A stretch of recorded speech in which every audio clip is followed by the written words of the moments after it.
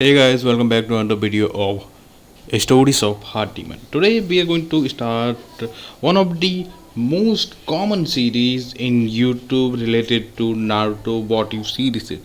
What if Naruto join Akatsuki? Damn, way too common, but we have to do it because the channel needs one.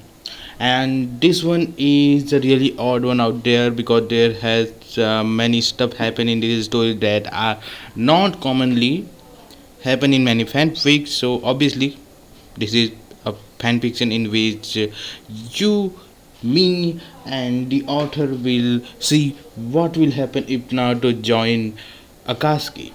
So without any more delay, we should begin this episode. There will be about 4 to 5 episodes in the whole series. And if you like this series, then don't forget to subscribe to the channel, turn on the bell icon for upcoming episode of this series. So let's begin. 1. Pat pat pat pat. The steady rhythm of Kakashi's running mixed with the rushing sound of blood in his ears. The edges of his vision were blurred with red, and the path ahead was stretched with shadows, and all Kakashi wanted to do was return home with a grinning, young knuckle-headed boy. Strangely enough, Kakashi was hoping Orochimaru had taken Sasuke with him, that he had left Naruto. If he hadn't, Kakashi was only good enough for one trip, and the Hokage had specifically instructed him to take back Sasuke if he was still alive. That meant leaving Naruto to die. Snap out of it, Kakashi. Orochimaru wouldn't just leave Sasuke. He wants the boy badly. Badly enough to infiltrate the Leaf Village. It'll be only Naruto there. With that in mind, Kakashi hurried his pace. He could feel his body begin to shut down. The blood that he had lost was significant enough to warrant a visit to the hospital. The red on the edges of his vision were thickening. He really needed a rest. You should rest. At least for a minute.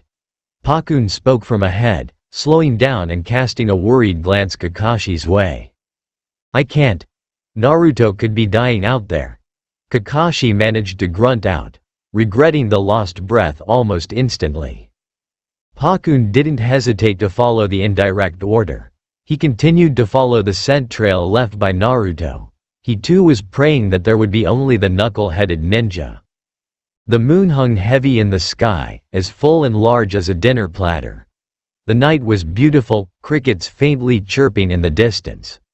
Those around him had fallen silent. Suddenly Kakashi's legs tangled together and he fell to the floor in a tumbling heap. He skidded to a stop many meters from where he had first tripped, and there he lay, groaning in an obvious pain, for several seconds as he regained his strength and courage. He had to keep moving for Naruto. Pakun came running back, worry sparkling in his eyes as bright as fire. Kakashi, Kakashi, are you alright? He asked, circling around Kakashi and nudging him gently. Kakashi groaned and sat up, head bowed and chest heaving, taking in deep lungfuls of air. I'm fine. We should keep going. As Kakashi spoke, he heaved himself to his feet. He swayed uncertainly when he had reached his full height, and he had to lean against a tree for what felt like minutes. Man. Those ninja back there really took it out of you. Pakun muttered almost to himself. Kakashi nodded and immediately wished he hadn't. His head felt alive with bees. Unfortunately, there were more than expected. Kakashi muttered, remembering the fighting that had occurred back in the forest. The original team that had been sent to retrieve Sasuke had left, and Kakashi had feared that they wouldn't be enough. He had followed their path and had found many of them still in battle, and losing. But each time he was going to go in and help, they had been joined by one of the Sand siblings, or their enemy was already defeated. Kakashi had moved on each time, and each time he had been more hopeful that everything was going to turn out okay, it was all going to be alright. But then he had been ambushed, not by 1 or 2 or 3 ninja, but 5. He had fought for his life there. Clearly Orochimaru had thought like Kakashi, that the team he had sent wasn't enough. Though Kakashi had been strong enough to fight them off, it had cost him nearly all of his chakra. He doubted whether he could even summon a shadow clone, or summon one of his hounds. The only strength he had now was to run. Kakashi groaned once more, before slowly taking off in a run again. Pakun hesitantly followed, still wishing that Kakashi would take a little more time to rest. When he saw that Kakashi wasn't going to stop, Pakun took up his position in the lead again. This time Kakashi was extra careful to not trip again. The trees up ahead were seemingly opening up a path for the two, right up to the valley of the end.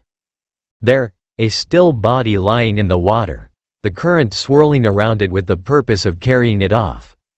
The two statues stood still and proud, glaring at each other for eternity. Kakashi's heart soared at the sight. A single body, a single boy, that was what he had been hoping for. There was still hope. Running up to it, Kakashi hardly noticed the cold water soaking through his pants, nor the spray of the waterfall so close to the still boy. The moon still shone on the water, giving it a sharp glimmer and reflection so strong it could have been mirroring a parallel universe. The joy of seeing the boy clouded Kakashi's vision even further, his short breath and deteriorating condition adding to that factor.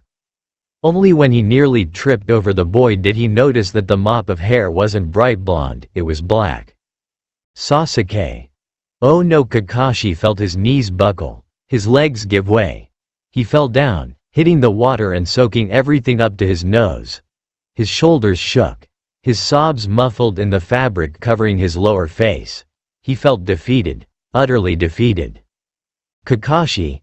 Naruto is over here. He's in a. Oh no, Pakun whispered as he saw Sasuke. But he had said enough already. Kakashi. Can't you do something? What about first aid? Would that help? Pakun asked desperately, running back over to Naruto. Kakashi shook his head slowly, mind running at 1,000 miles an hour. No.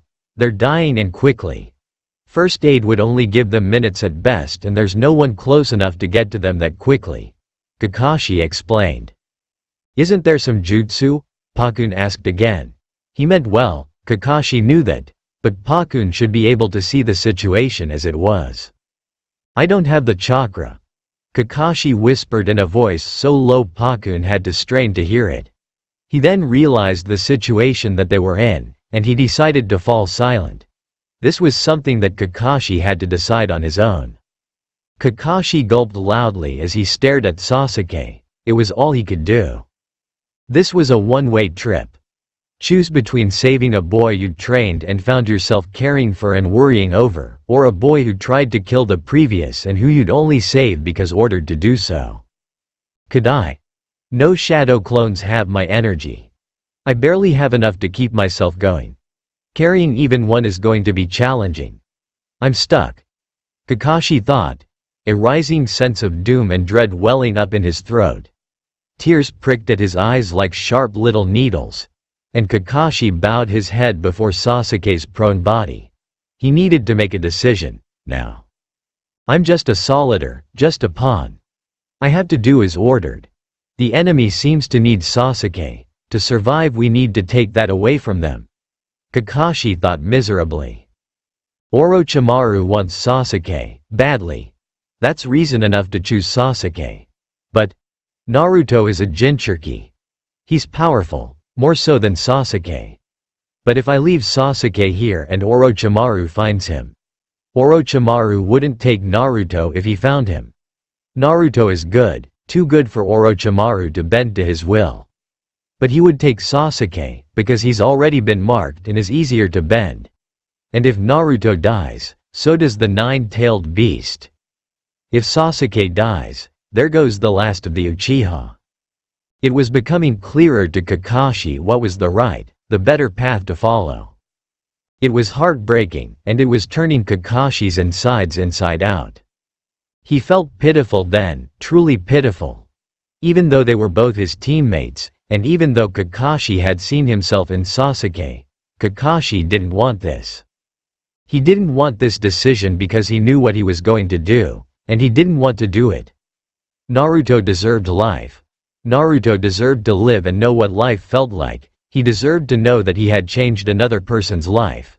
A person who is also a Jinchuriki. But he would never get that chance, because of Sasuke and the decision that Kakashi now had to make. More accurately, the decision that Kakashi now had to act out. Kakashi.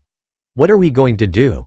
Pakun asked, knowing that if they didn't move now the boys would most likely die no matter what, as Kakashi carelessly wiped his eyes with his sleeve. He hardened his heart, hardened his mind. What had he expected? That being a ninja was going to be as easy as counting? He should know better already. It's never like the stories say. Shaking from the single hole in his heart that hadn't yet been covered with stone, Kakashi heaved himself to his feet. He stumbled at the first step, quickly regained his composure and stooped to pick up Sasuke. He was bleeding from multiple wounds, several very deep and in urgent need of treatment. Kakashi stared at the boy, then turned on his heel and walked off towards the forest. But Kakashi, Naruto is right over there if we just… No, I can't even look at him. Let's just leave. Kakashi whispered, his grip on the boy tightening. He shook with every step he took. The edges of his vision had ceased being red. It was a relief, his breath was coming back easier now. But Kakashi… Pakun ventured uneasily. No, Kakashi roared, swinging back around to face Pakun. And instead his eyes went instantly to Naruto. Eyes closed, blood staining his whiskers, clothes torn and ripped, his life's blood being washed away by the current. And then something happened. Something that Kakashi never forgot. Naruto opened his eyes. He opened his eyes and stared right at Kakashi. There was pain and agony in those clear blue eyes. Then there was hope. So much hope because he had seen Kakashi. He slowly, agonizingly, raised one hand towards Kakashi, whispered words that were unheard, words that were filled with happiness and joy. He tried crawling to Kakashi, lost his strength, and then tried again. Like Kakashi knew he would. Naruto never gave up, never. And now Kakashi had to betray him. With a heart as heavy as lead, Kakashi turned away, missing the anguish and total confusion in Naruto's now darkening eyes. I'm sorry. Naruto. Kakashi whispered before leaping off into the darkness. Pakun followed, but not after turning around to glance at Naruto. Those eyes, those confused and yet still hopeful eyes, turned on Pakun. Pakun swallowed the lump in his throat. What else was he to do? He was just a small dog, far away from home with no one around but Kakashi, and he was too busy carrying Sasuke. No, Naruto had to be left behind. He'd be remembered as a hero by everyone, but he'd be left behind. Then Pakun too leapt away into the enfolding darkness, leaving a gasping Naruto behind. A Naruto who suddenly realized with astonishing clarity that he had been left to die by one of the people he had trusted most. The fight should have been around here. Deidara spoke more to himself than his partner, Sasori. Indeed. Sasori replied. His gaze shifted to the two tall statues standing facing each other. The Uchiha and the first Hokage. How ironic that now Naruto and Sasuke fought beneath their shadows. They are finely carved but art they aren't. Deidara chuckled to himself on his purposeful play on words. Sasori ignored him. For him, such a ridiculous attempt at being humorous was beyond his attention. They reached the edge of the waterfall and peered down into the darkness. The water was a bright glimmer, and the forest a dark foreboding fortress. It was a long way down, the water shooting mist up so the two could feel the cool on their faces. Deidara sighed at the sight. Well, only one body down there. Don't know if it's that Uchiha brat or the other one. One way to find out. Don't keep me waiting, Sasori grunted. What you staying up here? Well, whatever. Deidara laughed to himself, released the clay in his hands and made a flying bird. Jumping on, he quickly descended down to the body. The closer he came, the more of the blonde glimmered on the head of the boy. Nope. Definitely not Sasuke. Deidara muttered as he jumped off and strode over to the still conscious boy. Now what are we going to do with a runt like you? Naruto tried to move, not even he knew why he did it, and all Deidara did was frown at the boy. Close to death and still trying to move. Well, Lucky for you I'm not in a killing mood. Who knows, maybe we could even use you HN. Deidara swung the boy onto his shoulder and leapt back onto his bird, not minding the grunt and scream that were torn from Naruto's throat at the rough handling. Together they flew back up to Sasori. "Would you bring the kid for?" was his first question to his blonde partner. "Because, we might find use for him. His friends clearly left him. I saw tracks coming from the forest and then going back HN. He probably hates them right now, and that could come in handy. Besides HN, Pain thinks we're bringing someone back, so we'll bring someone back HN.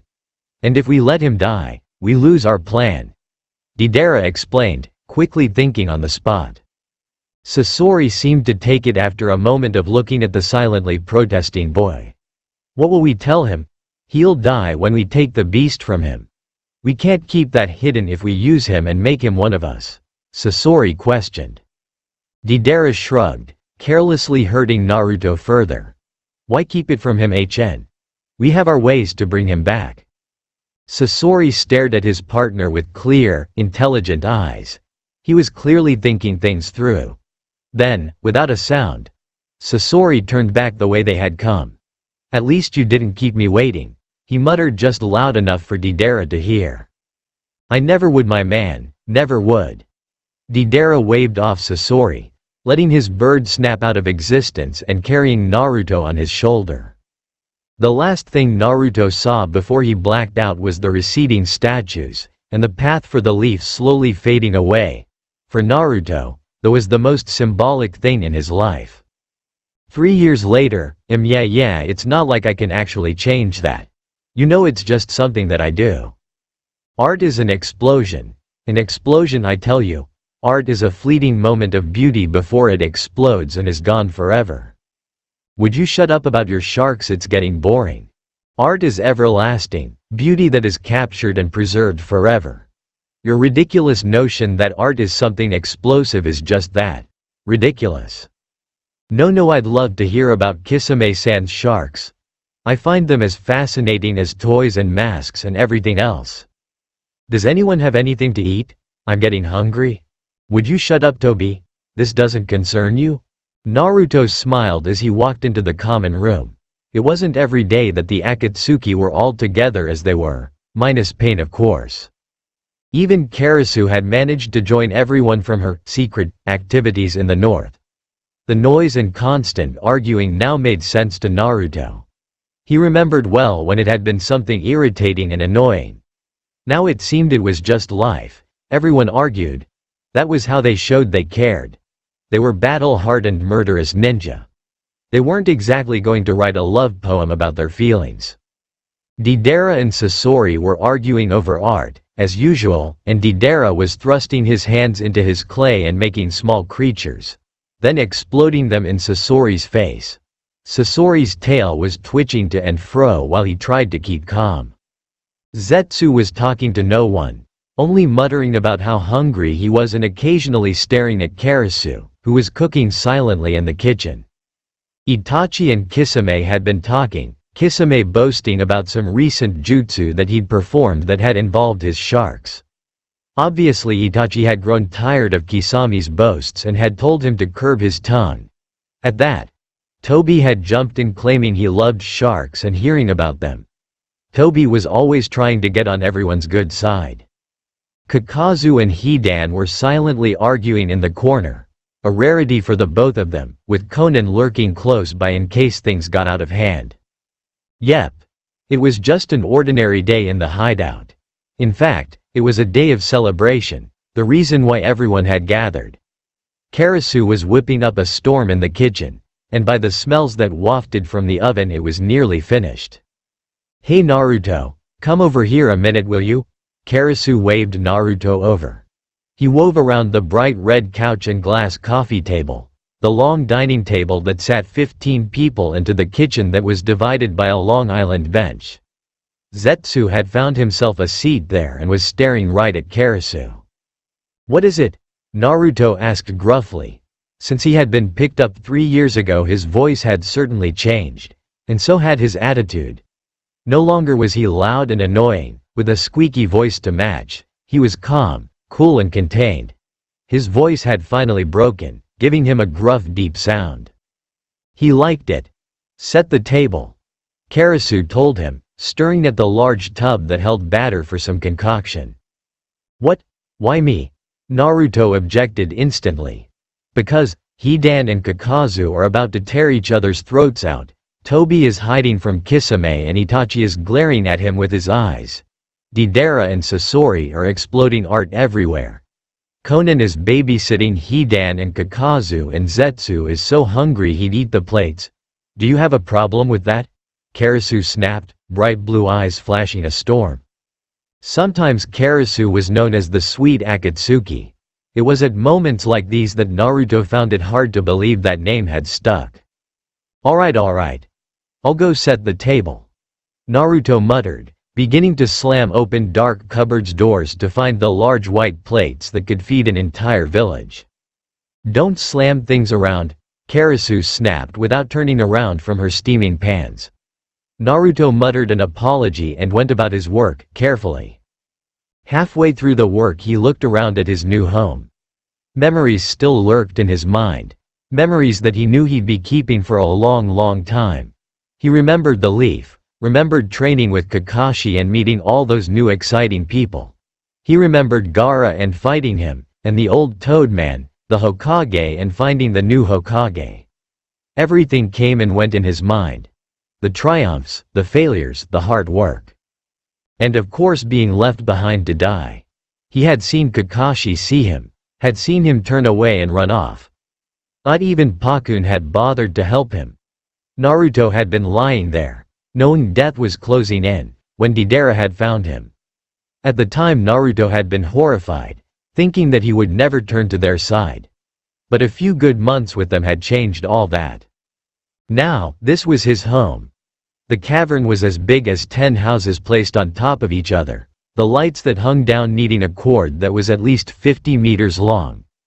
The gaming corner with the foosball table and checkers, the ground that had been carpeted until there wasn't much of the original smooth, worn-out stone left showing. The constant bickering that now was music to his ears. Even annoying Tobi was something to look forward to at the end of the day. Also, Naruto had grown a healthy hatred of the leaf. They had deserted him, they hadn't come looking for him. He hadn't seen a single effort from them to locate him, not even his body. He had checked multiple times, and only once had they come back, and that was morning after he'd been found. At first Naruto was overjoyed and had tried to reach them.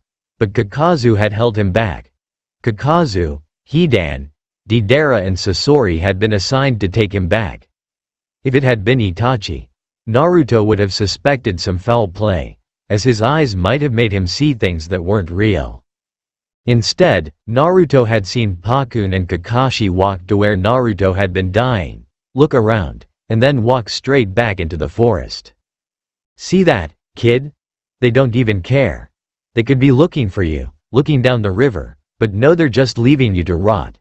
Hidan had said, chuckling quietly. No, they wouldn't, they'll come searching for me, I swear they will. I'm important to them, Naruto had fought. His wounds had still been stinging, and were in danger of opening up. Someone had healed him with medical jutsu the night before. Oh really? Well, if in 6 months they still don't come, you're one of us. Kakazu had whispered loud enough for everyone else to hear. A sort of hissing whisper that sounded like snakes. And if they do come, Naruto had asked defiantly. Then it's fair game. Sasori had groaned before turning to walk back to the hideout. They had dragged Naruto along behind them, kicking and screaming as he called for Kakashi. 6 months and no one had come. 6 months of hopeful waiting, of a waiting that was so certain it nearly pained him to think back to it. Of course the leaf wouldn't come looking for him. He was expendable to them, always had been. He'd been the monster of the leaf, kept under watch in case he broke out and killed everyone. Then Karasu had come into the hideout, and been made his partner. Since then Naruto hadn't known he could feel to content, like he truly belonged somewhere, as much as he did. Naruto, snap out of it, you thick-headed oaf. Cutlery? Or do you want to become animals again? Karasu snapped. whacking the top of Naruto's head with a wooden spoon. "Ooh," Naruto complained, rubbing the top of his head and glowering at Karasu. She only glared right back, eyes alight with fire and hair tousled and wild.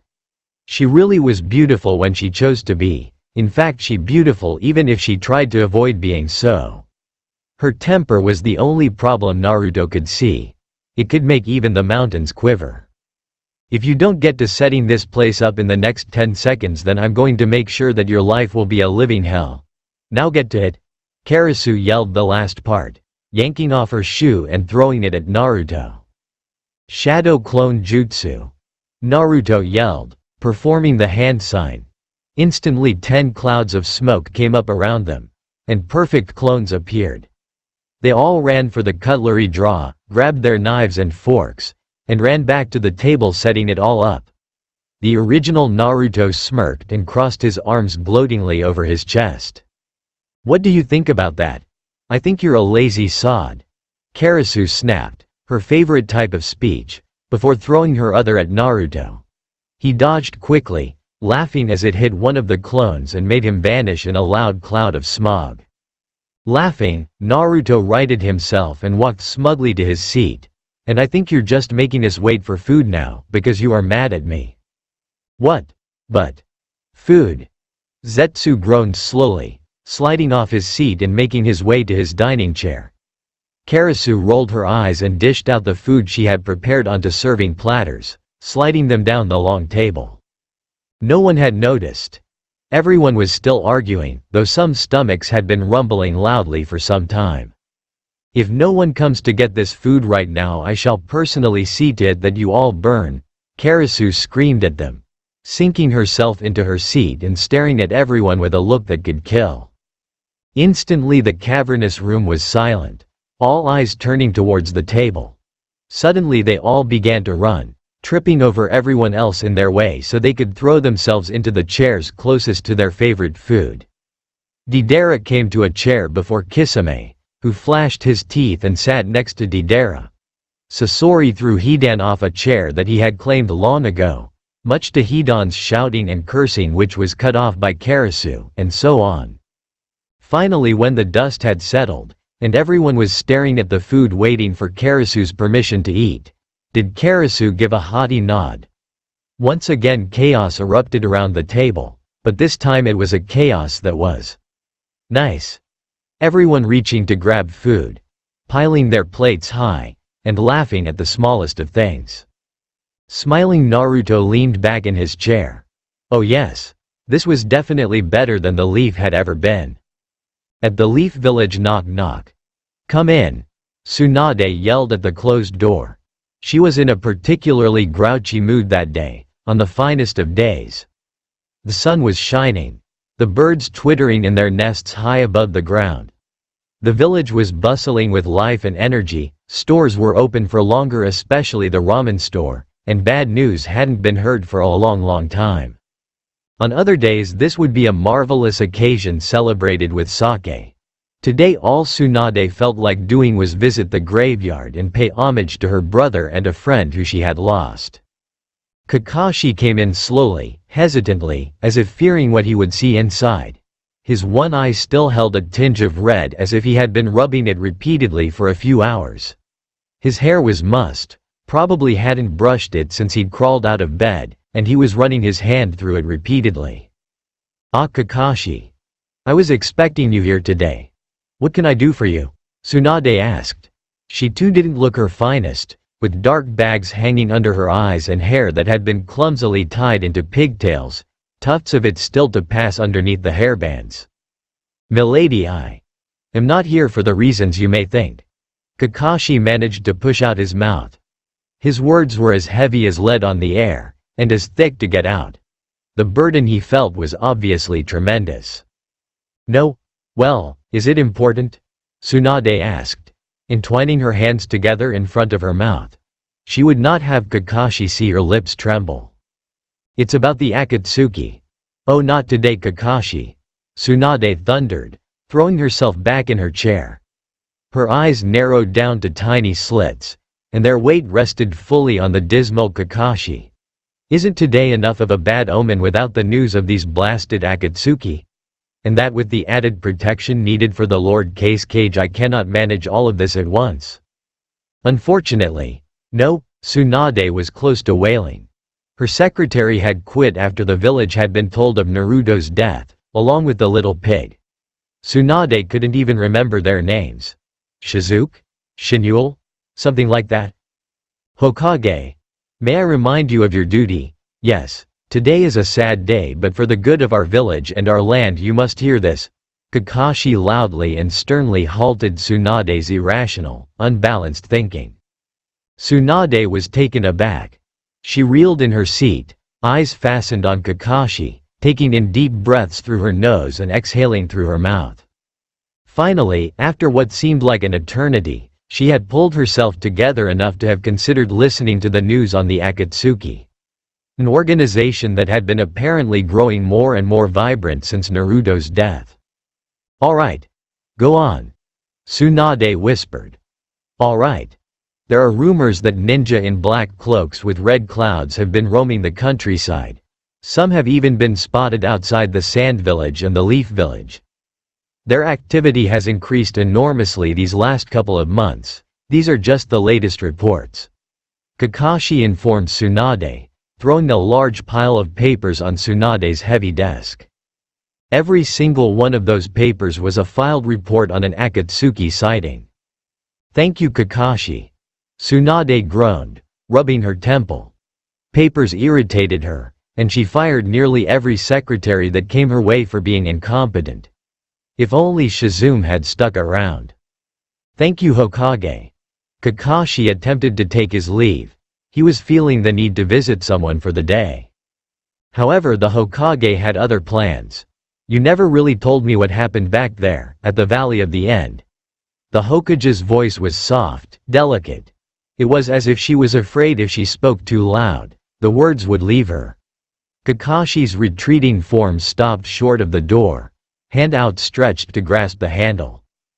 Tears were welling in Kakashi's eyes as his mind replayed the moments again and again and again. Running away with Sasuke in his arms. Meeting the medical ninjas at the halfway point and demanding that they go in search of Naruto, that the boy was near death. Only 2 had left, 4 others had stayed with him. Sasuke and Pakun. They had given him something, and he remembered feeling ill, dizzy, and then feeling the ground rush up to his face, the numbing pain that went with it. He had never spoken a word of it, not even in a report. It had been pretty clear from their arrival what had happened, and the reports of the medical ninjas had only further proved everyone's worst suspicions. Do you honestly want to know?" Kakashi whispered so quietly Tsunade had to lean forwards to hear. "Of course. Naruto was my friend. He may have been knuckle-headed, but he had the true strength of a future Hokage. He was the light that changed people, and he died. Now, I want to know how and why." Tsunade spoke with a confidence that hadn't been heard since Naruto's death. Her eyes flashed as Kakashi drew breath to refuse her, and he suddenly knew that Tsunade would always be asking, always be demanding the answers to the question most of the village wanted answered. As well as that, the Hokage had given him an indirect demand, and he was only a Junin. "I saw both there, in pools of blood. I had to take Sasuke, Orochimaru wanted him. Those were my orders. As I left Naruto. He saw me. He tried to reach out to me. I left. I had to. The medics say nobody was found." Kakashi began choking on every word, the horrible images and thoughts never leaving his head. What would it have been like, for Naruto to see him just walk away? What if? Was he in pain? In the end, had Naruto felt pain? And, "You were not strong enough to make a copy of yourself.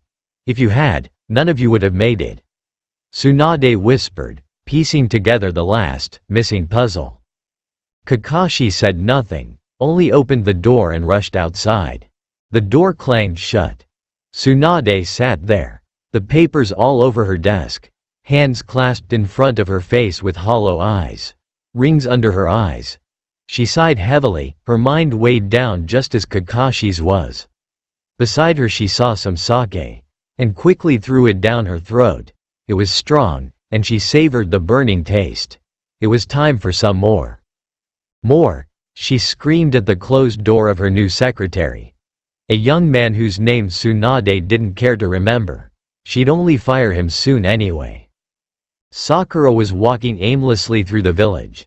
So far she had encountered Kiba, sitting with the fully grown Akamura beneath a low-hanging tree, just staring at nothing, and Choji who had only eaten one bag of chips. Naruto's favorite ramen store was giving away free ramen, yet no one really felt like eating any. Looking over there, the flaps waving loosely in the slight breeze, Sakura could nearly see the blonde-haired kid, sitting there slurping down ramen like there was no tomorrow. Sakura looked away, tears welling in her turquoise eyes. Tomorrow everything would be kind of back to normal. Ramen would be costly and people would be walking around with a spring in their step. Where was Sasuke? He blamed himself completely for Naruto's death, always wailing about how he shouldn't have listened to Orochimaru, how he should have been stronger, how he should have realized that his real family was in Konoha. On the anniversary he was always at his worst. Sometimes he even visited the Uchiha's former village, staring at everything and touching everything, but never making a sound. Up ahead was the gate. No stragglers would be here today. The pathway outside looked so lovely, so green. Large trees hanging over the pathway, giving soft shade. Emerald grass stretched its leaf towards the glistening blue sky. And little flowers popped up everywhere giving the world some color. "Hey Kotetsu, hey Izumo." Sakura greeted the two playing checkers. They looked up and gave her a soft wave and the faintest of smiles. "Hey Sakura, how you holding up?" Kotetsu asked, his shaggy black hair having seemingly more spikes than usual. Sakura shrugged and looked out at the perfect world. Behind her was only sadness and mooching, grumbling ninjas. How she'd love to run out and away from everything, taking some time for herself. As much as can be expected, I guess. Sakura tried for her trademark easy smile with closed eyes. It didn't work as well as she had hoped, but at least it stopped the two ninjas from asking any more questions. Sakura opened her eyes to look once more outside, then go in search of Sasuke, when she saw something shift. Just for an instant, she thought she saw, for that moment, blonde hair and slitted blue eyes that held hatred and menace in them, and she gasped, recoiling as if she had been hit. Kotetsu and Izumo, startled into action, sprung up and snapped their heads towards the forests, but they saw nothing. "Sakura, what is it?" Izumo asked worriedly, staring at her and then the forests with wide eyes, searching for something that could have caused that reaction. Slowly, Sakura's hands found their places by her sides again, her mouth gently closing itself. "In nothing. I just thought. I saw someone." Sakura whispered the last part, staring at where the figure had been. There was nothing there, no sign that someone had passed. No grass slowly rising back into position, not trees moving a little strangely. Even the birds kept their loving songs. "Yeah, it was nothing. I'm sorry to have worried you, but I should be getting back now. I need to find Sasuke. Goodbye," Sakura called, waving cheerfully. Izumo and Kotetsu looked at each other in hesitant confusion, unsure if they wanted to know what had caused that gasp. They peered once again to the forest, but they didn't see the dark shadow of a girl watching them intently, black hair flowing down her back like dark angels' wings. Sasuke glanced around the empty room. He didn't know where he was. Somewhere on the outskirts of the village probably. It was falling to ruins. Rubble strewed across the floor like a giant's unwanted play blocks. The floor, Sasuke could see, used to be clean and scrubbed every day, but now it was covered in a fine layer of dust. Through the broken windows sunlight streamed in, showing the dancing particles, intricately weaving their way around each other. He didn't know why he had come to some stranger's abandoned house. Little did he know this was where Naruto had once partially lived. No one had known about it, that he had been attracted to house overgrown with vines and a fox living inside it with kids. Not even Kakashi had known that, on weeknights when Naruto hadn't been able to sleep, he'd come to this house and kept it pristine, but allowing the vines to grow along the outside. Every spring yellow and blue flowers had sprouted with petals as large as small cats. Now here he stood, looking at little cards that had been placed on the walls. One was a fox's head, staring at him with a sheepish grin. Another was a bright pink blossom, beautiful in the sunlight. The third was of a black raven with burning coal-black eyes, its head cocked to one side. The last, hanging a little way away, was of a silver dog with long hair. One eye closed in peace, the other staring out at the world with bright blue eyes. They reminded him of someone, of a team, but his mind was hazy with pain and sadness, but most of all guilt. He didn't realize that these were symbols of his late team. Sasuke. Sakura's clear voice rang through the small house. She pushed her way past the tangling vines, and saw Sasuke standing there staring at the cards. Sakura? Sasuke asked, his voice timid and wavering. He was now a Junin, same as Neji, Temari and Kankuro. Sakura, also, was a Junin. Soon the others would all be going for Junin as well, as soon as these stupid Chunin exams were over. Yeah, it's me. Sakura smiled her wavering smile again, hands clasped in front of her. Her eyes sought Sasuke, sought the old fire and ladies' man that he had once been, but instead found only dark eyes with tears threatening to spill. Oh Sasuke. I'm so sorry. I shouldn't have left you today, I'm so sorry. But everyone's gathering in the hall for the memorial. Sakura told Sasuke. Every year, on the anniversary, Konoha held a memorial where friends of Naruto's, and those that simply missed him, gathered in the hall and heard speeches and saw photos of Naruto. This year Gaara and Kiba were meant to be saying something.